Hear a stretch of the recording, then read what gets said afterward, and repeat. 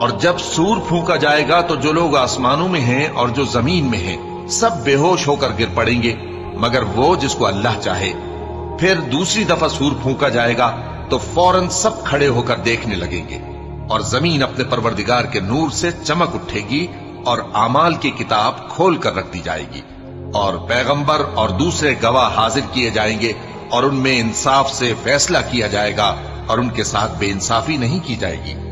اور جس شخص نے جو عمل کیا ہوگا اس کو اس کا پورا پورا بدلہ مل جائے گا، اور جو کچھ یہ کرتے ہیں اس کو سب کی خبر ہے۔ اور کافر گروہ گروہ کر کے جہنم کی طرف ہانکے جائیں گے، یہاں تک کہ جب وہ اس کے پاس پہنچ جائیں گے تو اس کے دروازے کھول دیے جائیں گے، اور اس کے داروغہ ان سے کہیں گے کہ کیا تمہارے پاس تمہیں میں سے پیغمبر نہیں آئے تھے جو تم کو تمہارے پروردگار کی آیتیں پڑھ پڑھ کر سناتے اور تمہارے اس دن کے پیش آنے سے تمہیں ڈراتے تھے؟